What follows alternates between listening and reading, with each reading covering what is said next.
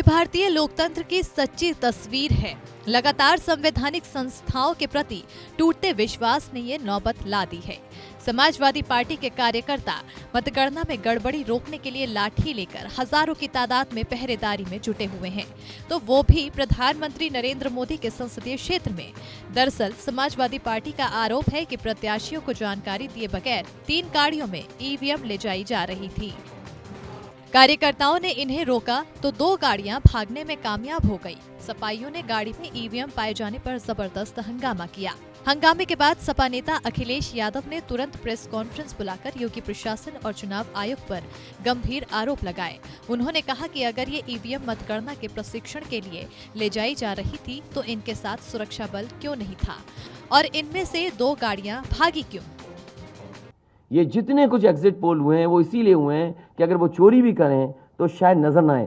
अब ईवीएम्स पकड़ी गई हैं, बहाना कोई ना कोई अधिकारी बताएंगे कि हम ईवीएम्स इसलिए ले जा रहे थे।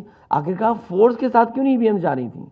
अखिलेश यादव ने योगी प्रशासन के प्रमुख सचिव पर गंभीर आरोप लगाते हुए कहा कि सभी जिला अध्यक्षों को फोन करके कहा जा रहा है कि अगर बीजेपी हारे तो काउंटिंग धीमी कर दी जाए। अखिलेश यादव ने चुनाव आयोग को भी नहीं बख्शा।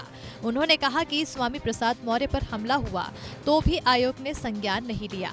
आयोग पर पक्षपात के गंभीर आरोप लगाते हुए अखिलेश ने मतदाताओं से अपना वोट बचाने की अपील की। उन्होंने कहा कि ये लोकतंत्र की आखिरी लड़ाई है। अगर वोट नहीं गिना जाएगा तो लोकतंत्र कहां जाएगा, और ये लोकतंत्र की आखिरी लड़ाई है। मैंने कई बार कहा कि उत्तर प्रदेश का चुनाव लोकतंत्र की आखिरी लड़ाई है। इसके बाद तो जनता को क्रांति करनी पड़ेगी, तभी बदलाव आएगा। अखिलेश ने यह भी आरोप लगाया कि एग्जिट पोल के जरिए बीजेपी के पक्ष में हवा बांधने की कोशिश की जा रही है ताकि गड़बड़ियां करके पार्टी को जिताया जा सके। वहीं सपा गठबंधन के नेता ओम प्रकाश राजभर ने भी योगी प्रशासन पर सवाल खड़े किए। उन्होंने कहा कि जब तक वाराणसी के डीएम और कमिश्नर हटाए नहीं जाते तब तक मतगणना होने नहीं देंगे। चुनाव आयोग ने गाइडलाइंस तय किया हुआ है कि स्ट्रांग रूम के इर्द गिर्द से कहीं से भी ईवीएम अगर दूसरे जगह ट्रांसफर करना है, ले जाना है, तो आपको वहां के प्रत्याशी जितने हैं सबको सूचना देना पड़ेगा। पार्टी के जो जिलाध्यक्ष हैं उनको सूचना देना पड़ेगा और उस ईवीएम को पुलिस कस्टडी में आपको ले जाना पड़ेगा। लेकिन ये तीनों काम डीएम ने नहीं किया, बल्कि एक गाड़ी में बोरा से तोप करके चोरी से, क्या जरूरत थी बोरा से तोप के ले जाने की। बहरहाल वाराणसी के कमिश्नर दीपक अग्रवाल ने मान लिया है कि ईवीएम लाने ले जाने के लिए तय प्रक्रिया का पालन नहीं हुआ। जो प्रोटोकॉल हुआ, जो ईवीएम का मूवमेंट था उसमें त्रुटि हुई, ये बात है, उसमें त्रुटि हुई, इसका हम रिपोर्ट भिजवा रहे हैं। लेकिन ये करना मैं एकदम दावे के साथ बोल रहा हूँ कि सब कोडिंग ये इम्पॉसिबल है।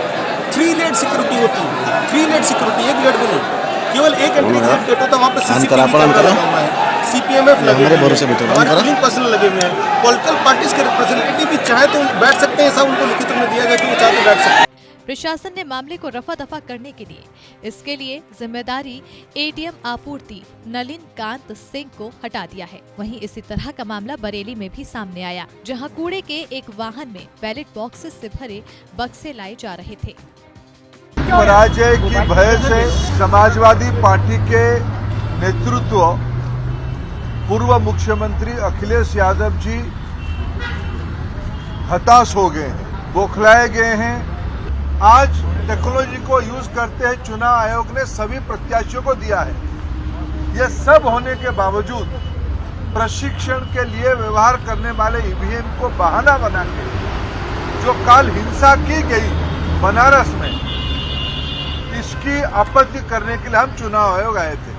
हम चुनाव आयोग को मांग कर रहे हैं इस प्रकार की अराजक तत्वों के खिलाफ जो हार से पगला गए हैं, जो हार से भयभीत हुए हैं, उन पे कानूनी कार्रवाई होनी चाहिए, यह हमारी मांग है। यहाँ भी प्रशासन ने हंगामा बढ़ने के अंदेशे से एसडीएम पारुल तरार को हटा दिया है। इसी तरह की खबरें सोनभद्र और जौनपुर से भी मिली, लेकिन चुनाव आयोग ने वाराणसी के मामले पर पत्र जारी कर कहा कि ये ईवीएम मतगणना के प्रशिक्षण के लिए ले जाई जा रही थी। इनका इस्तेमाल वोटिंग में नहीं हुआ है। आयोग ने कहा कि राजनीतिक दल जो कह रहे हैं वो सिर्फ अफवाह है, लेकिन सवाल ये उठ रहा है कि प्रशिक्षण के लिए ईवीएम के मूवमेंट की जानकारी प्रत्याशियों को दी जानी जानी चाहिए थे और क्या सिर्फ वाराणसी में प्रशिक्षण दिया जा रहा था। बहरहाल बीजेपी अखिलेश यादव और समाजवादी पार्टी पर हमलावर हो गई है। जयपुर में भी कार्यकर्ता मतगणना को लेकर अभी से बड़ी तादाद में जुट गए हैं, तो बांदा में भी इसी तरह का नजारा देखने को मिल रहा है।